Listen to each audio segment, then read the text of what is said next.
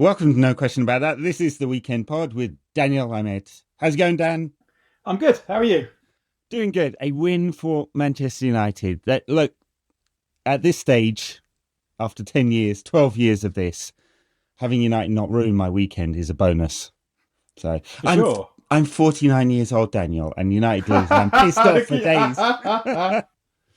It's fucking ridiculous, and I still act like a child when United are shit. So we were not entirely shit yesterday, which is a bonus. Anyway, we're going to talk about the game. We'll talk a little bit about the transfer moves, what's happened, what might happen in the next day, 26 hours as we're recording this, of the transfer market. And then a little word for the women's team who are involved in a very convoluted qualification process for the Women's Champions League. And looks like they've got a very good chance of making it. So, all right, United 3. But before we start, we should laugh. Let's laugh at City, who are below United in the league, are they not? They are. And do you know what, Edward? The only man who, in my experience of football, not left behind by tactics is the man the tacticos say didn't fucking have any. Yeah. What about that? It's amazing how, this is the weekend when Jose Mourinho was sacked. And Ollie. Sorry, Ollie. Bad luck, mate. Well, he actually had a good record. Genuinely unlucky. I know, he had a good record, and they've sacked him on the basis of one shitty qualification game against Lausanne, Sir Jim's team. That's a bit rather painful, Ollie. But yeah, no, managers always get left behind. Just always. Look at Jose. He just has not been able to adapt. And so few can. And some of them who last decades and go along with the flow and were always derided for what they managed to achieve, evolved. It's not for everyone, Dan. Anyway, yeah, Pep is really struggling. They got completely undone in the fullback areas today. City only spent, £400 million since January. Apparently that has not fixed their problems. It needs to spend some more. I think we said it at the end of the first week that, they battered Wolves, but it was Wolves. Mm-hmm. And it's so weird if you think about it. Like Arsenal and Liverpool playing as we're recording, but if you think about how much money has been spent by the teams at the top of the league, none of them are any good. I mean, if you like the City team that won, the last good City teams, the one from the season before last, would absolutely wipe the floor with all the teams here. Yeah, they're all flawed. Yeah. It's interesting what all of them have done, actually, because, Arsenal, you'd say, have brought in a lot of good players. Will they all knit together? Does it make sense? Actually, the biggest question for me with Arsenal is, can Arteta get over himself and actually make them into a more attacking side? When's the last really defensive side that won the league? They've got so much attacking talent there, and yet he can't get out of his own way. And then Slot has extremely radically evolved Liverpool, a title-winning side. That's a hell of a risk, right? Hell of a risk. And they look very open in midfield at the moment. Yeah, sort of, in that he will know that the side that won the league. You would think, if we know the side that won the league wasn't actually that good, he must know that. Yeah. But as you say, it's quite strange to go from two fullbacks that can't defend to other fullbacks that can't defend, and so on. Well, yeah, it looks like Ten Hag ball, just with better players. And he is apparently in trouble already. Leverkusen thinking about hoofing him out of there. It's brilliant. I wish nothing but misery and suffering, career-wise, on Ten Hag. Obviously, personally, I don't wish him any suffering. Well, not much. What a mensch you are, Edwards. 49 years of age. You... Are we going to keep going on about this now? A mere 46 over here, a young stripling. I know. When I hit the big one, I'm just going to reset the clock, go back to 30. So just add the soft focus on the camera and no one's going to know. Actually, last week I discovered that it was 40 years since I went to my first United game, which was West Ham at home in the 10 game run wins at the beginning of the season. Oh. Yeah, that was good. All right, United 3, Burnley 2. Yeah, this was interesting. Because, all right, well, I don't know where to start with this one, actually, because United actually started this game pretty well. Aggressively on the front foot. 5 minutes in, basically already created 2 or 3 chances. But the way we approached this game was basically just very direct. It was very clearly instructional to as soon as they got the ball into any midfield space to hit the diagonals into the channel for Brian Mbumo, who was able to, as Amorim said, stretch the game.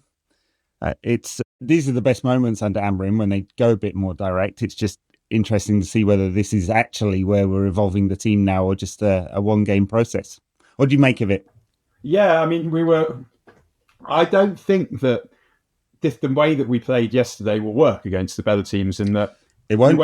we won't win the second balls against everyone. Like Mount and Ahmad were winning second balls, and they're doing it really well. But that doesn't mean against more physical teams they'll be able to do that. So, I mean, I'm not criticising it because we won the game. That we didn't win it easily, I think, is harsh to say would be the fault of the system. Although we will talk about the system today and more in the tactics pod too. But it's not his fault that United couldn't finish properly, and it's not his fault that he's been left with literally the two worst goalkeepers I've ever seen. And they keep cycling. And this is because we've been talking about this for years now. The classic of the post-Fergie wilderness years, where you cycle between players that aren't good enough, and you play some for a bit, and then they cover themselves in shit, and then you play whoever you've got instead of them. Round and round we go. But the dance with these two keepers is fucking brilliant. I mean, and watching the game also when it is 1-0, I was watching with a few other people, and we knew what was going to happen. We knew that Burnley were going to score, and I was almost relieved when they equalised because there was enough time to go and do something about it. But we've seen these games a lot, but on the other hand, United did play some good football, and I'm beginning to wonder actually if you can legitimately get Bruno, Cunha, and Bumo and a centre forward in the same team. I'm not sure. Well, we're going to see it a lot. We are going to see it a lot. I mean, I don't think Bruno and Cunha are getting into each other's zones. I don't think that's the problem. No, it's not about that. No. It's balance. It's about the balance, yeah. I mean, look, clearly it's instructional what he's using Bruno to do this season, given that he's such an all-round player. So he's going to put up huge numbers on ball progression and on interceptions and tackles and recoveries. And he did yesterday, right? He looks just like a complete all-round midfielder, but he's going to use him to progress the ball because we are a man short in there. And so this tactic of going a bit more direct, which we saw in the opening 20 minutes against Arsenal, will work against many teams. It will not work against teams who are physical and defend. And it didn't work against Saliba against Arsenal, right? And they had to change up the approach during that game as a result, right? It worked in parts. And I think also in that game, we need to remember that Mbumo had barely played by then. Yeah.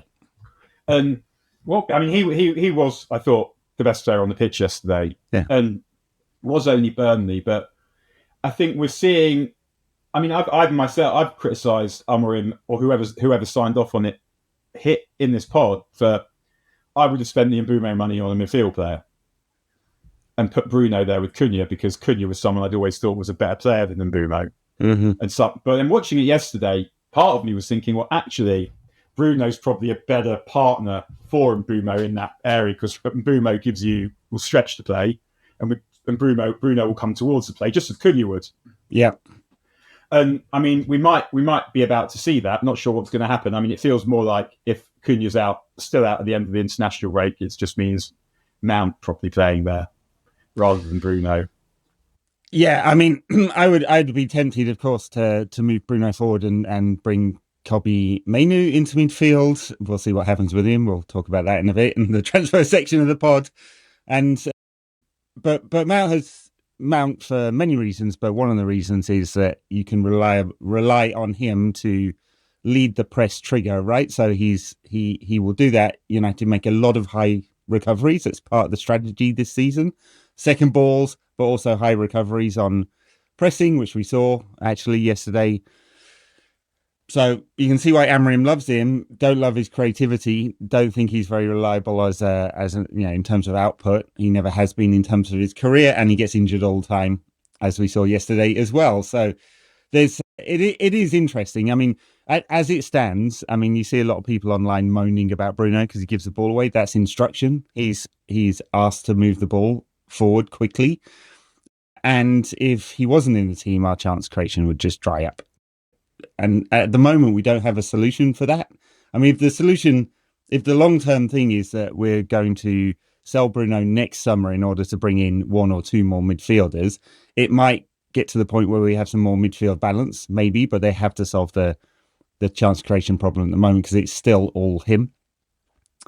So, yes, as it was yesterday, 7 chances created. Also Mount. I think Mount was also and Ahmad also played well. I thought, but I think when you look at the way we played yesterday, when you talked about transitions, we should be shit hot when possession changes over.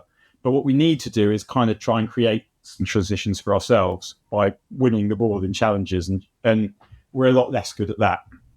Partly because we're kind of leaving out, we're not really contesting the middle of the pitch in some areas, we're just moving away from it. Yeah. And to not sign a midfield player in this window would be total dereliction of duty.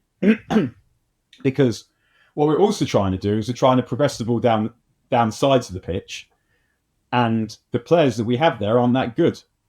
But also, the best teams play through the middle as well. Why would you say we're not going to bother doing that? And the only way that's going to really be possible is with another player. And when you look at our formation, if you think about 3-4-3 anyway, you're outnumbered in midfield, in theory. Mm-hmm. Like, whatever you do with your inverting centre-back and your dropping 10s, you're outnumbered in midfield. But we're outnumbered in midfield with guys that either can't run or have no physical presence. Mm-hmm. So that issue is exacerbated, and we find ourselves in the second half getting into a basketball match with the team that I think will finish bottom. Yeah. It's going to happen a lot. Unfortunately, this is by design, and I mean, I don't think that's what the manager wants to see. Well, I mean, as in, this is the shape, right? So you're trading off wide overloads with your 10s and your wing backs for lack of bodies in the middle of the pitch. The risk is in the counter transition against you, right? Always, because you're going to be outnumbered there. As Iwobi, correctly identified the risk, but not that Fulham actually pulled it off, right? In that you can get behind United's midfielders, right? Yeah, they did really over-egg they really over-egged in that game. Yeah, so the manager wants physical monsters in the midfield. That is why, I mean, he's made the decision this year to pull Bruno back because he believes that's the only way he'll be able to get the ball forward. That's probably correct. He's changed Casemiro's position to be much more defensive or much more disciplined, I would say. And then clearly they were looking for Baleba, who's a player who started the season pretty badly, actually, but has the physical attributes that he might want. And then he doesn't trust Kobbie Mainoo because he doesn't get around the pitch in quite the same way. And that's what we're left, right? We're left with no combinations of midfielders that are going to work this season. And he's going to compromise in every single game as a result, both on what he wants, as he calls it, his principles, right? And in terms of like his idealized 11, right? We could see a lot of change next summer as well. We probably will. But a lot of that will depend on, can he survive a difficult start to the season? Because I know we got the win yesterday and we're all delighted with that. But fuck me, the next 6 or 7 games are hard ones, right? And the pressure is going to mount up again pretty quickly. And can United get back into Europe where we actually have the money to spend in the way we want? Because if we don't, some of our favourites will be leaving, right? So, and that is the long-term challenge. The challenge for this game is, you're right, it just turned into a basketball game. And fortunately, we've got better players than they do. And they made just an unbelievably stupid decision, the defender, to pull over Ahmad in the 95th minute. I mean, just mental. Yeah. I mean, it's one where I did think, though, in some ways, the manager was a little bit vindicated, because forgetting what a knob Garnacho may or may not have been, you watch Mbumo play yesterday. Yeah. Like, I mean, the difference between them is enormous.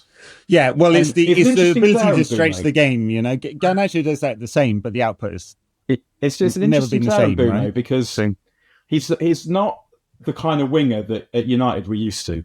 Mm-hmm. He's not twinkle-toed. He's not looking to get to the byline. He's not like a beautiful footballer in the way, say, that Ryan Giggs was.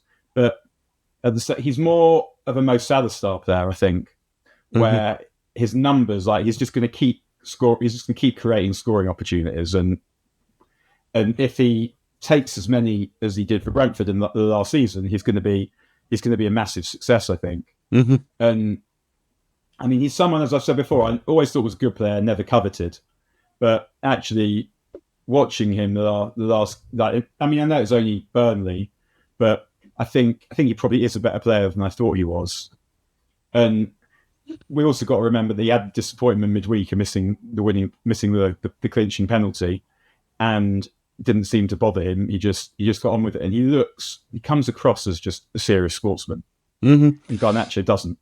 No, I absolutely. I mean, Garnacho is a child, and we'll see whether Maresca and Chelsea can help him mature. I wouldn't say it was the best development environment, but that's his choice. And yes, I agree with you. Mbeumo will be a success. He's going to be a success in this kind of system. United will keep creating chances for him. He will be the outlet as long as he's still fit. The balance there with having a target man central pivot when Sesko is finally up and running and fit, with a player that drops in Cunha, and Mbeumo who can stretch the game, that looks good as a forward line. I think that is pretty balanced. There's plenty of options there when we need it, with Mount and Xerxes, and Bruno can also play further forward. I do think there's not necessarily a replacement for Mbeumo. I guess it's Ahmad, but then you have to play fucking Dalot, and no one needs to see that ever. Sounds like a good game, yeah. Yeah. Deary me. What do we make of the goals then, both for and against? I mean, this was hilarious that before we scored the first goal, we'd scored our XG was 5.74 in the league before, and we'd scored none.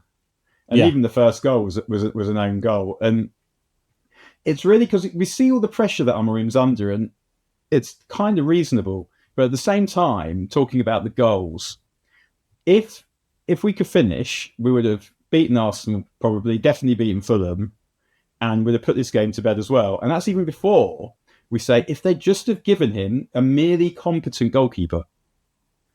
Now, I'm not saying that would have made the performance in the second half against Fulham any better than it was. And I must say, after the Fulham game, I felt more pissed off with it than I had for quite a long time, because I guess that was the realisation that, oh, fuck, it's going to be another one of these seasons, isn't it?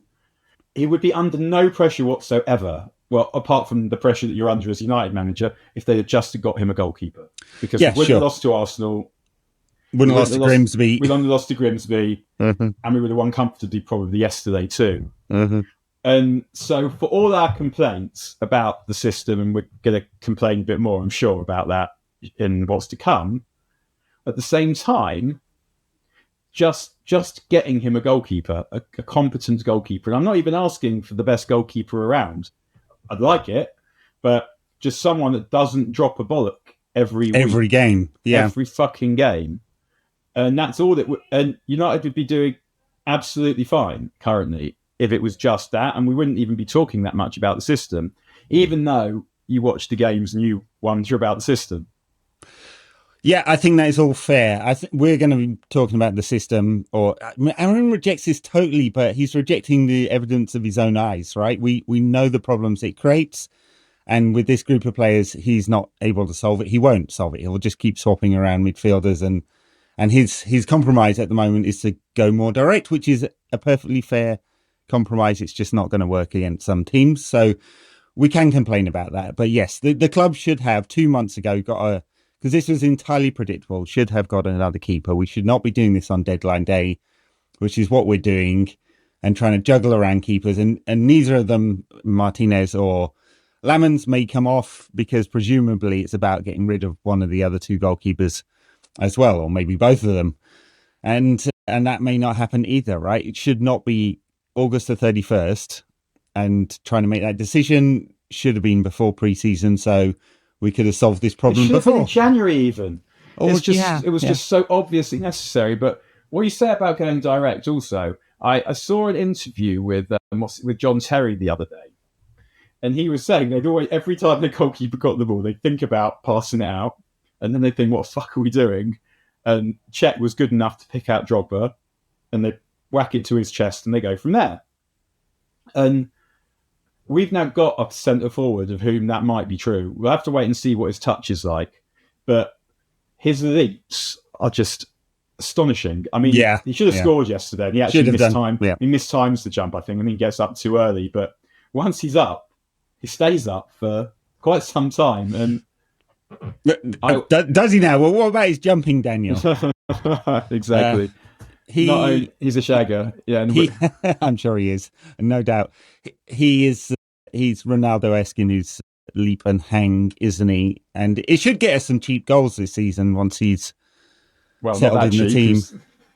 Not that cheap, yeah. Man. Easy goals. 50 million, yeah. Yeah, I am looking forward to Mbeumo to the back stick to Sesko to score, which he should have done yesterday. And already hit pieces. Jim White, come on, he's a United fan. He wrote a rather negative piece about Sesko, and the Telegraph was a bit kind of pointless. But anyway, we've seen him play. I mean, I know. Yeah, we've seen very little of him. I thought he'd had a proper pre-season, but apparently he didn't get any 90s in pre-season, which is, of course, true of several United players as well. The pre-season was not. I'm not sure it was entirely well planned. It felt like we needed a couple more matches. It felt like we needed a match or two more because no one really got that full 90. Yeah. So we had the own goal for the first one, and then what did we get? The Foster goal came after that. Dalot doesn't get out close enough. But even before that, we're not getting out to the men in midfield. No. We're not getting to the ball quickly enough, and it's that which enables them to get the ball wide, I think. Our pressing system is we press from the front. If that misses out, that's not going to happen in midfield, and so we drop back very quickly, right? But whoever we play in those wide areas, sort of come forward, and then they get in a tangle, having to get back. Yeah, because how can we press in midfield? We can't. It always used to. We can't. It's not going to happen. We always used to. It was old school teaching that the fullback gets out to the ball to block the cross. Clearly, none of our wing back fullbacks understand that one. Dalot got absolutely nowhere near it. There's an interesting moment if you look at it again, where De Ligt and Shaw are discussing who is in the right position and swap over in the middle of that phase of play. Not great defending, I have to say, and Euro's really left covering a lot of space. So, yeah, it was a good ball. Good ball, but entirely defendable, but good ball. And then we get the Mbeumo goal. I think he's going to get a lot of goals like that. He's very out, as you say, very out to in player. He's going to get in good positions, as we saw with Grimsby the other night. That was a lovely goal as well. Yeah, that was great. Scores. I mean, he actually gets a little bit lucky with this one. It goes through the defender's legs. Mm-hmm. Yeah. And just an inch to either side, probably, and it's hitting the leg. And he looks silly. But even before the goal, we should have gone 2-0 up before half-time, where we come forward. That was maybe our best move of the game on the counter. And Ahmad misses, When he squares it to Ahmad. And Ahmad, I mean, Ahmad basically allows it across his body because he's desperate to finish it on his left foot, where any kind of working right foot, you step in on that and you should score. That was a really back the wrong way, and you'd score. Really bad decision from Ahmad. But I mean, I guess it showed some kind of character that they equalised and we go straight down the other end and score, which that wasn't something I particularly expected to be the case. Mm-hmm. Did you think, before we move on, by the way, did you think that the foul on Mount that was given as a penalty and called back and then taken away, do you think that was a penalty? I think that's a penalty, and what they said in the VAR review was not a foul, right? I don't know what commentary you were listening to, but Co-Coms was focused very much on Mount trying to hand off Walker, and did he have a hand on his shirt? I mean, it's barely a tickle. He did. He was pulling the shirt. I didn't think that the explanation was elucidating in any way. Like I could take either on that one, foul, not a foul. Because it's sort of one of those situations where kind of contact like that, I don't mind it being in the game and decisions not being given when it happens. So, but I mean, when I saw it, I thought this might be turned over. But at the same time, I felt like it's really hard to work out exactly what's happened in that situation, because although you can see some of what's happened, you can't really understand the contact between the two. So yeah, I think the reason why, and not that I'm a referee or claim to be an expert here, if I was refereeing that, I'd given it, is he just gets goal side. I mean, what is Walker going to do other than foul there? He's just got in the wrong position, or Mount has got in the right position. He's beaten his man. The attempted handoff is fairly normal, but the contact between Walker, the contact from Walker on Mount is much larger, orders of magnitude greater than the other way round. So for me, that's a fairly obvious foul. I don't think we'd discuss it for a moment if it's not in the penalty area. It would have just been given, and we'd have moved on as an obvious foul. So. And that brings us back to the point that we make every single time here: the fouls that yield penalties are generally not worth 80% chance to goal. Well, that is very true. Yes, I've come round to your argument on this one. I think most of them should be direct free kicks. I also actually there's a discussion while we're talking about penalties and VAR and all of that Arsene Wenger, in his large football brain, because he always wants to change the rules, there's a discussion around stopping follow-ups so that penalties look more like penalties in a shootout, and you just get the one chance, not more than one chance, because that's the other thing, right? If the keeper saves it, it often comes straight out to a forward you can score. Quite rare, I'd say. Yeah, but it is one of those things where it fundamentally change the game or not. But yes, I mean, I'm with probably 90% of football fans in that I'd just rather just bin VAR at this moment. Or the other, if they absolutely have to keep VAR, they absolutely want it, to either roll it back to the system that is used across most of the Champions League and other leagues, which is, again, to try and stop the howlers, right? Not to forensically look for any micro foul at any point, to try and stop the howlers, or move to a DRS style challenge system in which you get one challenger half or something like that. And if you think that's completely egregious, you use your challenge up and then it's done unless you're right? The difficulty with that is that you might get a crucial goal that everyone knows isn't a goal, and you have to just let it be. You might have to let it be, but you would if referees were just refereeing. There would be crucial goals that you might just have to let it go. If Drogba is 75 yards offside when he scores for Chelsea, and all of that kind of stuff. Yes, but the difference is that we've got the technology to see exactly, and we're using it in the game. And obviously that happens in cricket as well. But in cricket, the decisions are generally not as clear cut. I don't know. I mean, there was also, do you see what Scott E. Parker said? What did he say? Way, what on earth is going on with his eyebrow? Very, very. My daughter was what says, why is that guy's face a different colour from his neck? Also a good question. But his eyebrow, his right eyebrow, I think, I don't know what's going on with that. But so he was complaining about the penalty that United get at the end, saying the game's gone, basically. It's been decided by men 500 miles away in a truck. Yet not so loquacious about the penalty that those self-same men took away from United. I mean, yeah. I mean, he is so singularly unimpressive, that individual. Very, very much. Everything about him. Yeah. But before that, obviously, we got Burnley's second equaliser, which was...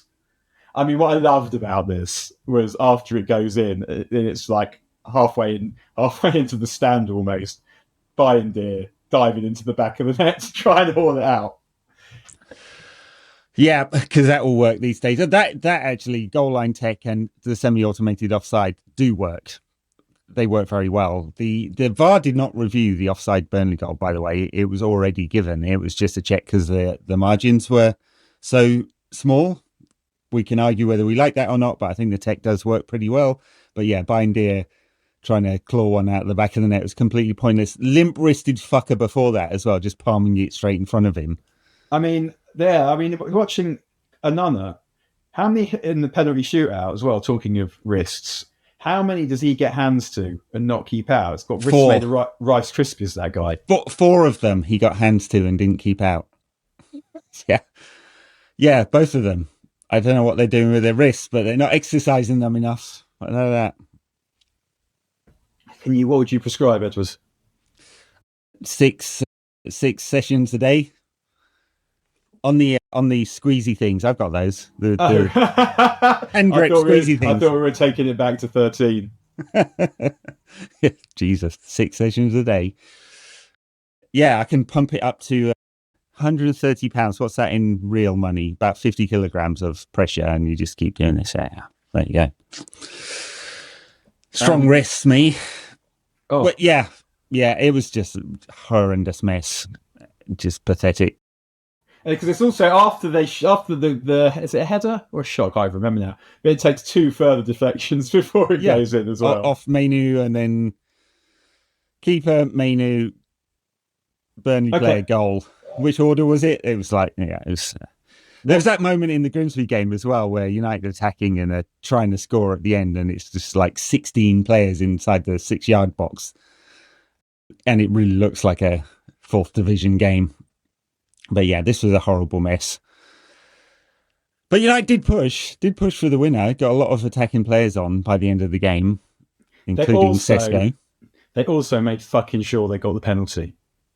It would have been quite easy for the officials to let that go if Ahmad hadn't made a massive fuss, I think. Massive fuss about it, yeah. I mean, it is the right call because the foul continues into the box. I actually thought, once they showed the replay, I was surprised it took so long to make the decision, because there was one shot where you can see he's pulling the shirt because the shirt's away from the body, and you can see Ahmad's foot in the box. And as soon as I saw that, I thought, well, I didn't think it's definitely going to be a penalty because you can't trust the system. But I thought, that is a penalty. There's no way that anyone could sensibly argue that isn't a penalty. It's soft, but there was that one shot and you saw it. But foot in the area, shirt away from body, that's a penalty. Yeah, and I do think I don't know whether that's a good rule change. I mean, it's a few years ago they did this now. I mean, under the old rules, that would not have been a penalty because the first foul is outside the box, but they changed it so if it continues, it is a foul. So I think that's fair enough. And then Bruno steps up and scores. Scored in the shootout the other day twice. Missed the one against Fulham. You can see he was nervous because I felt like the penalty he took is the penalty you take when you're fucking nervous. Yeah. The simplest penalty to hit is across the body, low into the corner. Yeah. And I mean, I'm comparing myself to if I ever took a penalty in the penalty shootout, it's going there. Because that is the one I'm least likely to fuck up. And anyone is least likely. And you have also the most leeway, I think. I mean, I was interested that what's strange was he didn't hit it with his laces. He hit it with the inside of his foot. And that sort of makes it a little bit more likely that the keeper can save it because it's not going as hard. But, I mean, he must have been absolutely fucking bricking it. So hold tight. It took a long time. Yeah, I did think for a moment that he might be just holding the ball and then would hand it off to Mbeumo at the last minute. Right, but he missed one the other day. He did miss one the other day as well. Yeah, he's got a good penalty record actually in Mbeumo, but I think that was his first miss, wasn't it? Was that his first ever miss? Yeah, it won't even count because it's in a shootout. So there you go in the stats. But it's a win. A win's a win. A win is a win. It's a win. Desperately, God, the fallout if United had lost that going into the international break would have been the meltdown would have been massive, both in the social media and amongst fans, and much was made of Grimsby, the fans not singing the Amoirim song they did yesterday for most of the game. So he still has a lot of backing. I have my doubts. I like him as a man. I'd love to have a pint with him. He is honest to a fault. I think he shows too much emotion sometimes. I mean, I know this is a very different scenario and football is an emotional game and that's why we love it because we're all invested, right? But I've worked with a lot of executives. They're never like that. The calmness under pressure is an important thing. And I hope that when he's communicating what he wants at Carrington, that it's not heart on the sleeve losing it all the time because he really did kind of lose it after Grimsby. He pulled it back on Friday. I thought he did a good press conference on Friday and he was very clear about what he wanted and what he meant. I thought, I hated the hiding in the dugout for the penalties. Just bad. It's such a bad look. Yeah. Like, don't fucking do that. Like, get on the touchline and be there for your team. Yeah, I don't like them not looking for penalties anyway. I think it's pathetic. Mm-hmm. But cowering in the dugout in the rain was very Wally with the brolly. It was And- very, yeah. And I just felt like you're better than that. It just made you look like a total pussy, if I'm honest. Yeah. Like, what are you That scared and of? fiddling with the tactics board, because it was not that fiddling with the tactics board was not, hey, I'm coming up with a solution. It was, I don't want to look at the game. I'm going to fiddle with it in the way that, a kid might fiddle with a Rubik's Cube or something if there's some difficult thing they have to deal with. I mean, it was just like, he was just like, I can't deal with this. So I didn't like that at all. And the suggestion in the post-match interviews that he might quit.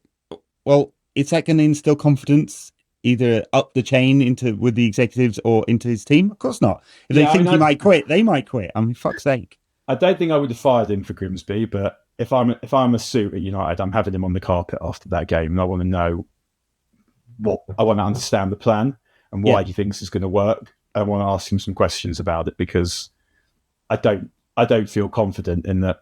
Because before that game, I was kind of thinking, this guy, what if he's got everything but the football? And then after that game, I'm thinking, well, maybe, like the everything I thought he did have sort of been called into question by that very strange behaviour. And he does have some thinking to do. Like, do you remember, I think it was 2016, 17, when Chelsea won the league under Conte. And I think what happens is they get gubbed at Arsenal the week before the international break, and they're playing 4-3-3 or whatever. And Conte, I mean, I know this is ridiculous. Conte has a think about it. It's like, right, we're playing 3-4-3 now. And I mean, Conte always chased fucking 3-4-3, so it's weird to say like this is some kind of major development or anything. Mm-hmm. But that was the moment, right? And then they then go on a run and win like 15 games in a row or something ridiculous, and that basically blows everyone else away and they win the league. And I do think he needs to try and find a way, but at the same time, if we don't get him in midfield, it's not going to fucking matter, and he's going to end up. And that's what we were saying at the time. And when we were going for Baleba, I couldn't, even if it wasn't him, I was sitting here saying confidently, we're going to get someone, because the alternative is what we know the alternative is. Mm-hmm. That they end up having to fire this guy, perhaps, without ever really having given him the chance to succeed. Yeah. I mean, I agree with both points, but the underlying point is his apparent lack of flexibility. He denies it over and over again. Yeah, it's not about formations and systems, it's about principles. But even if it is, when did Jurgen Klopp play anything other than 4-3-3? Fergie played 4-4-2 for decades, but then he did move with the times. Yeah. Well, only when he got found out on the pitch. Mm-hmm. Like from 1986 until what would it have been? I guess. Well, 2001. He then started. 2000 we lose to Madrid, and then 2001 we get shut down, and after 2001 that's when he signs Veron, goes to 5 in midfield. Yeah, so that's a long ass time, and it's not about like the teams. But when under Ten Hag, United used to get criticised. Don't know what they're trying to do. Don't know what the plan is. When here's a bloke with a plan, now you're saying we do the same thing every time. You can't have it both ways, which is to say that sometimes you could be flexible, and that can be good, and sometimes you can play the same way every week, and that can also be good. It's just the thing has to be good, and it isn't. And the problem isn't that his inflexibility. For me, it's that the system isn't that good at this point. And when we appointed him, but isn't that the same thing? Isn't that the same thing? He won't adapt, and very predictable. Yeah, that when Ten Hag, when what worked with the best team and the best players and the most money in their Eredivisie didn't work in England. Yeah, he was fucked. He couldn't think of anything to do other than what we saw, which was a mess most of the time. Mm-hmm. And we said on this pod when Amoirim got the job that the one thing really that will define him, apart from like whether he gets the money that he needs or not, will be when what worked with Sporting is not completely transferable, because it's a different league with different players and different standard of opposition, just harder games all the time. When it doesn't work, will he be able to modify the system? So far, the answer is no. Yeah. And I think there's some great analysis out there from coaches and tacticos and us. Yeah, sometimes. On exactly where the flaws are with this system. And it's not, I don't really think it's 3-4-3 versus 4-3-3 or 4-2-3-1 or whatever telephone number. It's the trade-offs and the compromises that every manager makes, the balance between risk and reward in each phase of play and each part of the pitch that you're looking for, and it's imbalanced and very predictable where the weaknesses is. And so far, he hasn't tried to adapt his system other than moving players around, which he's done. He's moved Bruno back. They made a decision in the summer to sign 2 10s and move Bruno back, and that was the decision, not to how do we get balance in the midfield here, and the risks that and the weaknesses that are going to be on show every single week. We have seen changes, and then we've seen improvements, and then we've seen reversions to what was there before. But I don't know. I don't believe he's sitting there looking at it thinking, this is what I want it to look like. No, I'm sure he's not. But is he just looking at it saying, this is the players? And to a significant extent, he'd be right. It's the players in that they're either not doing the right things or they aren't good enough. That's true. But at the same time, yeah, the way he's trying to do it is also not working properly. And he needs to... I mean, with the attacking players we've got, we can win any game against anyone. And also, I think the fact that what our XG is, the amount of big chances we're creating, we're near the top of the league for big chances created, for XG, for all of that kind of stuff. And generally, when that is the case, you see that over the distance, that the team in question will more or less match up to that. So it is fair to notice that. But at the same time, I don't think teams are able to exploit us because they know what we're going to do, because we know what they're going to do more or less as well. It's that they exploit us because there are things in the system that are exploitable. There are things in any system that are exploitable, but the things in this system that are exploitable in the middle of the fucking pitch. For sure, every analyst at every Premier League club will be able to identify United's weaknesses. We can do it, and they are exploitable. It is up to Amoirim, the head coach, to adapt both over the longer term and game to game to the challenges that we're going to face, right? And I think the sense is we don't know how much he will adapt. He keeps saying he won't, basically. And that puts the ceiling on United. Does he say that? Well, does he say that? But he's asked about it every single press conference. And what he says is he kind of dismisses it. He dismisses the question. And I don't think this is great communication, actually, often, because he's like, basically, you stupid people don't understand. It's not about the system. It's about my principles.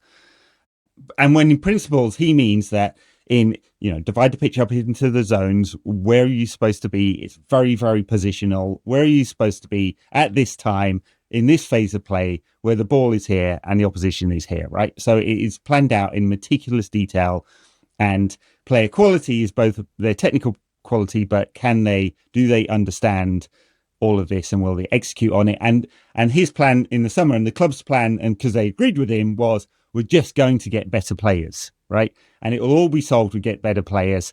And that creates the problem that I mentioned in the last pod. Miguel Delaney had his newsletter last week, said, hey, Liverpool looked at him, they thought he was a brilliant coach, they thought they'd have to spend £500 million in order to get the players that he would want to make it work. And probably United are going to spend £500 million to get the players that he wants to make it work. Is there an inherent ceiling to the team that he can produce or not, right? We don't know that yet, right? Will he solve the problems with just better players, or will he adapt his system to something that will work in England or not, right? So I don't know the question there. I suspect there's a ceiling, but if that ceiling is like third or fourth, that's fine, because you then get a different manager afterwards. If that ceiling is eighth because it's the Premier League and the quality goes right down to about 17th, after that might be a bit shit, then we have a problem, right? Fantastic win yesterday, but we are playing probably the team that will finish bottom. Maybe Leeds will challenge them for that. What did you make of Mainoo yesterday? I mean, I thought he played a very similar way. Well, interesting. He came on against Grimsby, did some very sensible things, recycled the ball, moved around. I thought he did pretty well there in a limited fashion. Yesterday, he pushed a bit higher up the pitch over time, and which was a little bit of a surprise, but again, used the ball reasonably well without doing anything particularly spectacular. It is interesting with him, like, where exactly do we want him to play? Because clearly Amorim doesn't want him in central midfield. I mean, the thing that precipitated the crisis was him saying in the press conference after Fulham, he's now challenging Bruno for one position, and that's just never going to happen. So I'm sure Manu and his camp were like, well, you need to get the fuck out because you are not going to be playing at all this season in the World Cup. Yeah. But how do they really want to use him? Because I don't think Amorim has decided if he's a 6 or an 8 or a 10. They don't really play with an 8 in this system, really. I mean, linking midfielders for midfield, because that's what he is, for midfields with 3 players, not for midfields with 2 players. That's a long way of saying I think he's got a problem.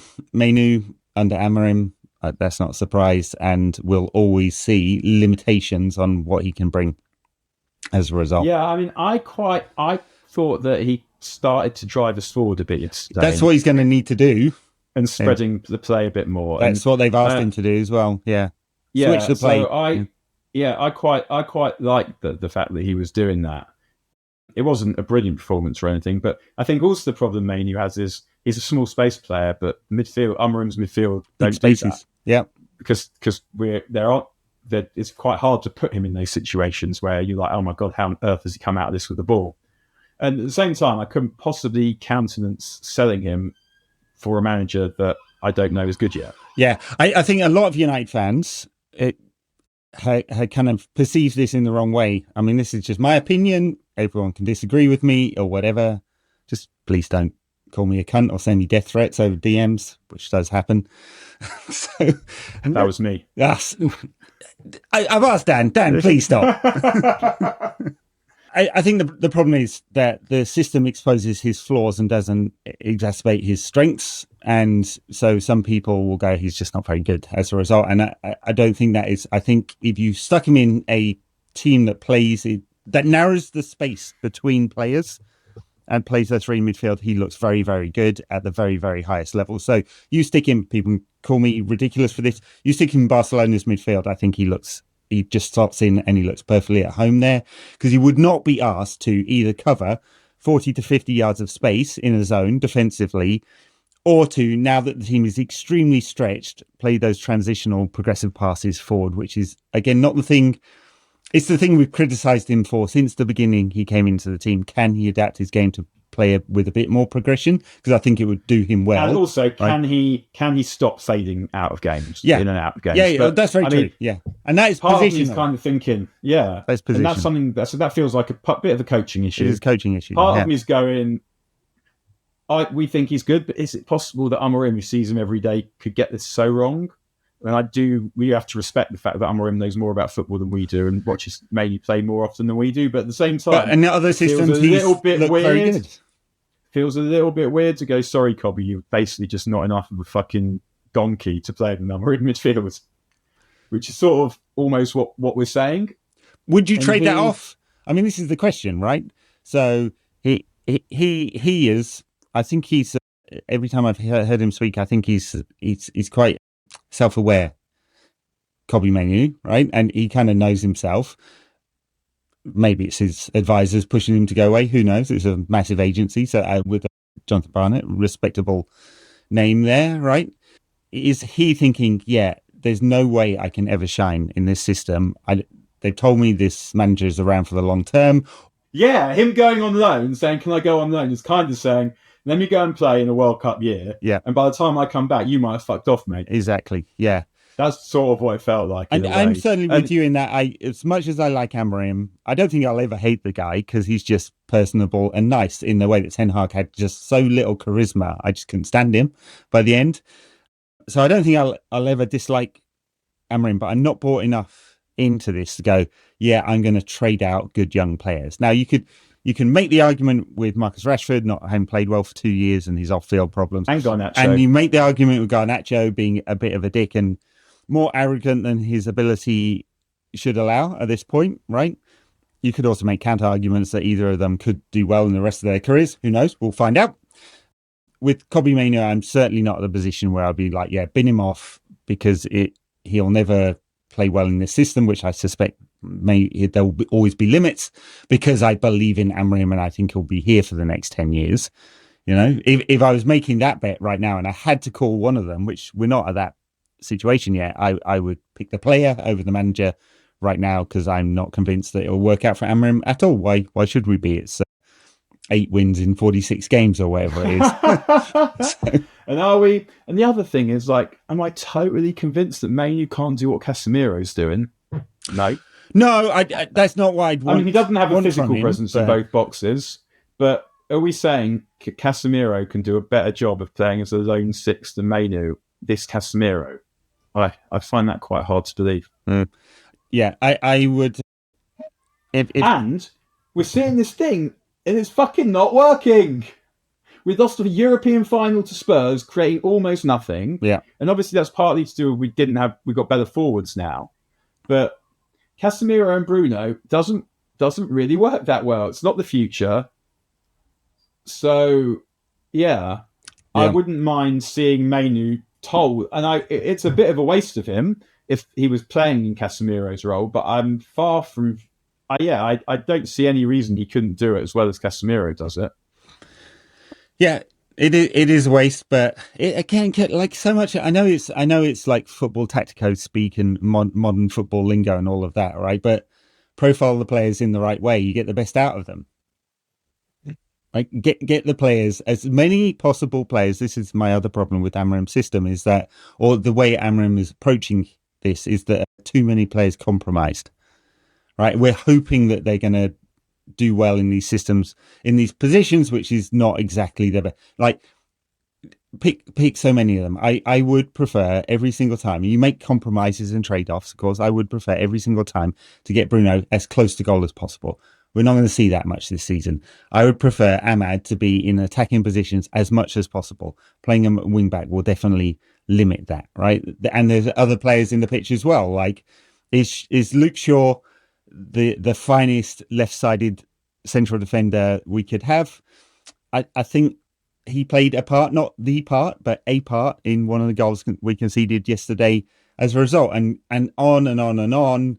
Like, you cannot play, at least he's worked this one out, you cannot play De Ligt and Maguire together in most games. It's just not going to work. Again, like, play the players where you're going to extract the most out of them. Don't make as too many trade-offs because it leaves the team unbalanced. Well, that's the thing, is we need wing backs. One of the reasons Sporting was successful is because the wing backs could attack. And also, if you think about when Spurs played wing backs under Pochettino, they had two good ones on each side, because you have to put a hell of a lot in if you're going to play wing back. Mm-hmm. And we don't necessarily have any that we think are good. No, I mean, Dorgu's still a development project. I like some stuff. He was They had the hooked Western at half yesterday. time. Yeah. No, he was hooked at half time against Grimsby, and presumably he wasn't, because he was the one who the manager was most pissed off with. Now, that's quite an achievement, given how much he must have wanted to devastate all of them. And that's why I think he didn't start yesterday. But we don't have necessarily even one wing back that is good enough. Mm. Yeah, and the role's so key. It's so key in this system. It's almost the key role. And yeah, absolutely. We've got a development project in Dorgu. Dallo, who is shit going either way. He cost us. Yeah. He's played a part in Foster's goal yesterday. Obviously got caught with the ball against Fulham. He offers absolutely nothing going forward. Our other options are Ahmad, who offers a lot going forward, and I'm interested in how that balance with Mbeumo will look. Mbeumo cutting inside and Ahmad going on the outside and exploiting that space. Defensively, we know that he will leave gaps, and he was against Fulham constantly out of position on corners at the back post, constantly, which is a problem. And so, yeah, another compromise. Anyway, God, we've done an hour of this. Daniel, we should just round up what's going on in the transfer market. We talked about Garnacho. Are we happy with 40 million as a fee? I mean, it's 40 million of free money, right? But it feels like 15 million less than it should have been in this market. And the reasons are he made it a one club market and we bombed him out and so had no leverage. And there's some baggage there. I actually don't think that figures into the price particularly, but 10 to 15 million lower than it should have been. Yeah. It's definitely shy. But if Noni Madueke is 52 plus bonuses, and he's Amari Hutchinson just a bit below, and fucking Alanga at 55. We know what he is like. Yeah, I agree. I mean, yeah, it was short, but it's done. It's done. Gone. It's over. I mean, it does. I mean, the He's reason not why it someone- matters is it limits United's spending ability on the other side, right? At some point. Right? That's the only reason it matters. And then Højlund at, well, it's going to be 38 plus 4. 42, 43 is about par on book value, depending on exactly how it's calculated. We'll go into forensic detail in the finance pod, but it depends. I suspect that only half of the add-ons that Atalanta were owed have actually been realised, not the other half, because that would have been Champions League qualification. So just about on par. I mean, we'll see. He could do well. Højlund. Yeah, and also we don't his striking option. We don't have many. I was quite surprised on at that point that it was Xerxes that came on yesterday when Cunha went off. But I think they're still saying that Šeško might have had cramp because he's not fit yet, I guess. And Xerxes, I mean, we see it that he's got some lovely touches, and he is quite a useful option to have on the bench. I think because he's something that's a bit different. He just doesn't seem to want to score. He does not. He is Cunha's first reserve, I guess, or him, Mount and Cunha will all play in that sort of position. The goalkeeper situation, I mean, the stories today, they are bidding on both Lamens and Emi Martinez. Martinez has a bunch of options as well. It feels like Galatasaray, Aston Villa and Manchester United are all going after the same goalkeepers, or maybe that's just agent talk to try and create a bidding war.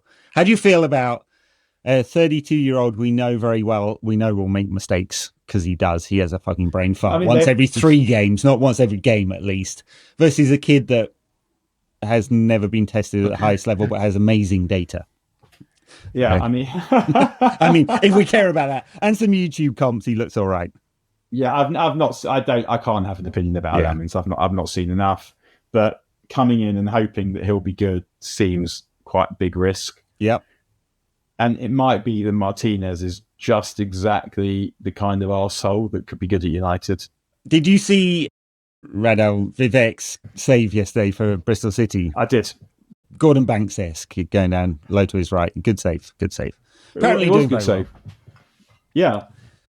So I think if I was the manager, I'd be wanting Martinez, but feels lower risk. I mean, we know he makes mistakes, and he will do that. I mean, all keepers do, but it's not just about the keeping; it's also organising the defence, which you would assume he'll be better at than Lemons. And I feel like the defenders would probably rather it was him. Probably they'll probably feel more secure with him behind us. You got. Yeah, he's won the World Cup. He's been crucial to the winning of a World Cup, and that gives him some gravitas, I imagine, amongst the rest of the players. Price will matter, because if it's north of 20 million, that's a hell of an investment. Presumably he's on a big wage already and would want final payday, a substantial wage if his other options are Turkey or Saudi Arabia, which will be significantly more. So does he really, really want to close out his career at United? Does he want to do a Van der Sar? But we got him for 2 million quid if it's north of 20, and for a short-term contract, that starts to look quite expensive. I would be surprised if Martinez went to Saudi or Galatasaray if he had the option of United. That it doesn't strike me as that kind of individual. And also, like, what do you say? He's 32. I mean, you should get if he's good, you just get as in if you don't have to then replace him again, you should get 5 years out of him. So, I think I'm not concerned that he's that age. Yeah, all right. And before we go, women's team. They beat PSV 4-0 in the first qualifying round, and they beat Hammersby 1-0, a very tight game in what they called the final second qualifying round. It's just bonkers, this system, and they are playing Brann in the third qualifying round. I think that's it, and then they would be into the group phase of the Women's Champions League. Yeah, you'd expect them to sort that out from here. Yeah, they've made some decent signings this summer. United women's fans are making a lot of complaints that it's not enough, which probably is not enough to bridge the gap to Chelsea, Arsenal, and City. Because you see Arsenal going away, you see what Arsenal are doing, and it's just funded in a completely different way, isn't it? Yeah, the world record transfer fee has been broken 3 times in the past year, which is a reflection of the amount of money that's in the women's game at the moment. The budget has not been increased at United. I don't think there does not appear to be much focus on it. There we go. I mean, they have a ceiling until that budget is changed. But qualifying for the Women's Champions League will make some difference to that financial outlook. I think that's it, Daniel. Okay. Thank you very much, everyone. Thank you. We'll be back for the Tactics Pod tomorrow.